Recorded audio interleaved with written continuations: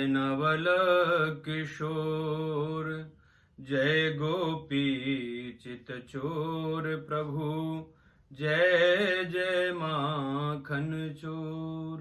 बोल बंसी वाले की जय। जय श्री कृष्णा। सबको राधे राधे।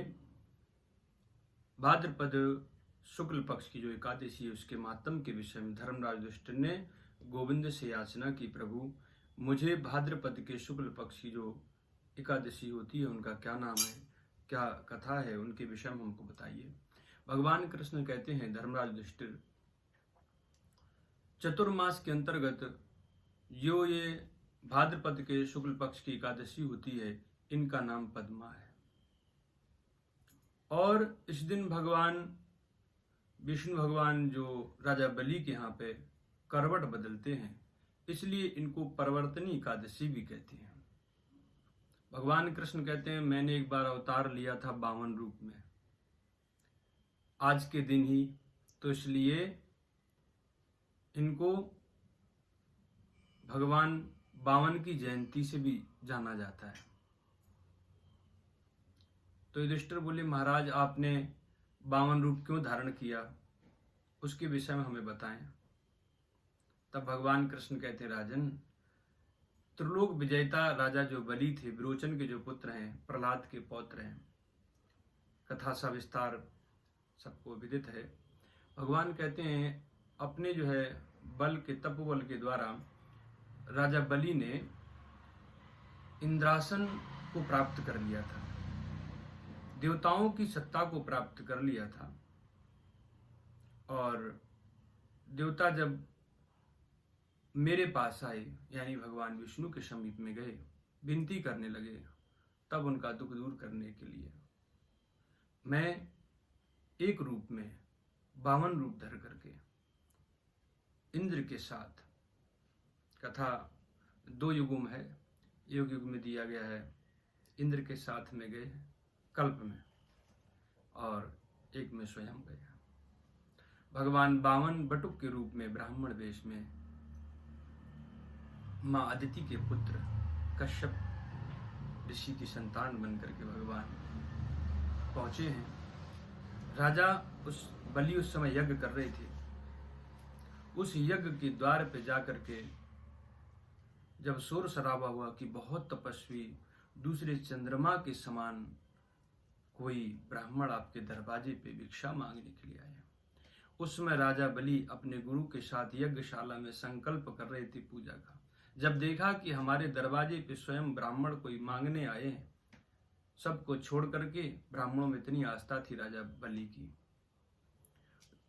दौड़ करके दरवाजे पे पहुंचे।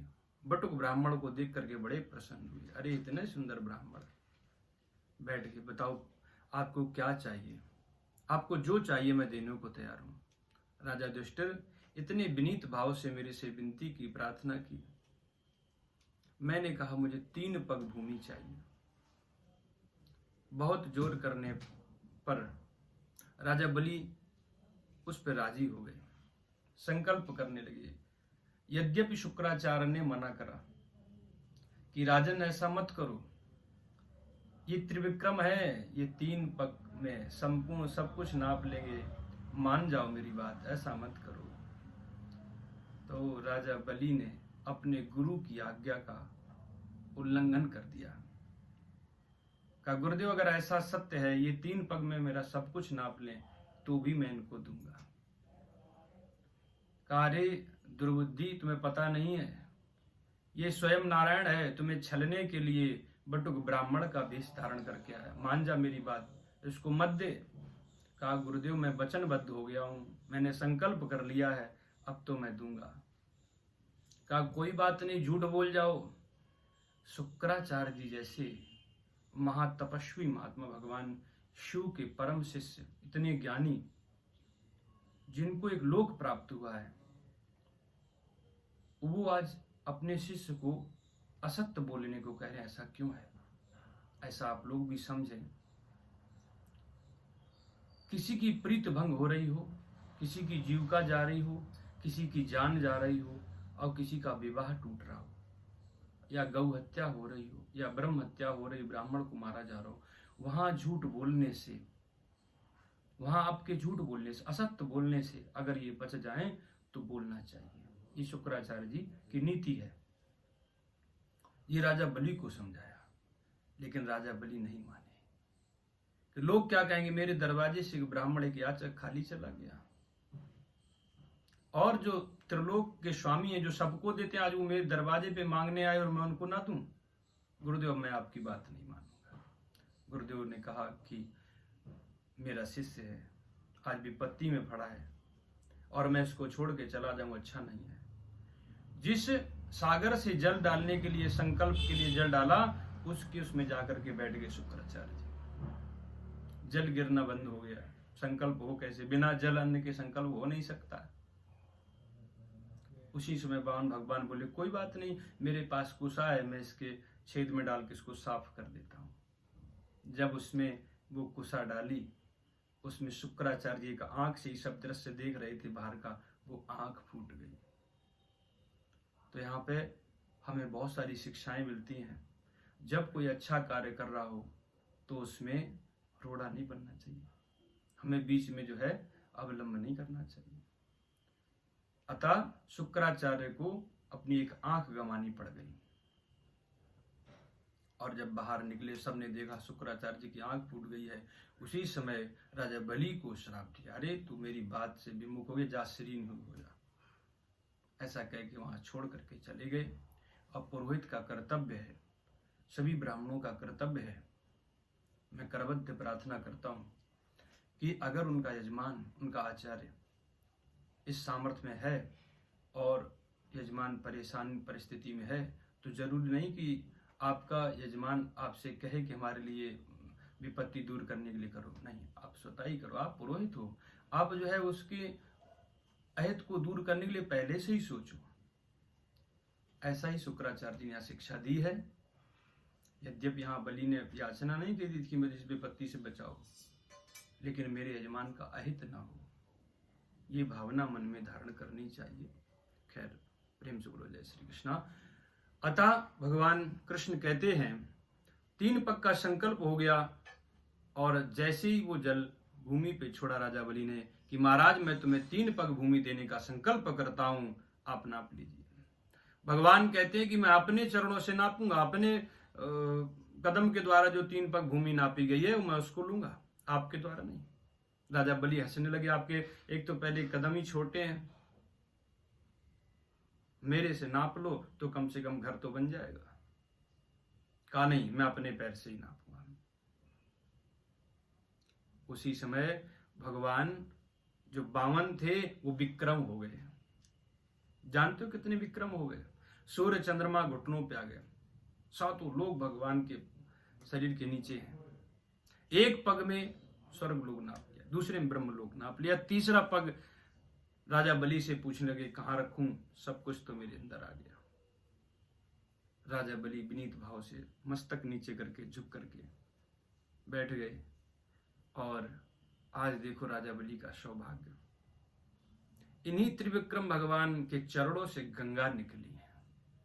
जब ये भगवान का चरण ब्रह्मलोक में गया है, ब्रह्मा जी उनके स्वागत के लिए दौड़े हैं, भगवान के चरण धोए हैं, और वो जल जब कमंडल में रख लिया है, वही आकाश गंगा हो।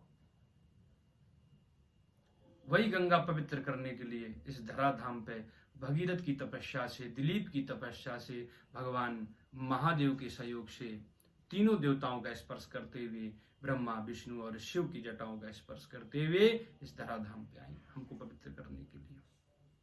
इन्हीं त्रिविक्रम भगवान के चरणों से गंगा का प्रादुर्भाव हुआ। जो हम तुम आरती में गाते हो, चरणों से निकली गंगा प्यारी, जिसने सारी दुनिया तारी। इस प्रकार भगवान गोविंद कहते हैं,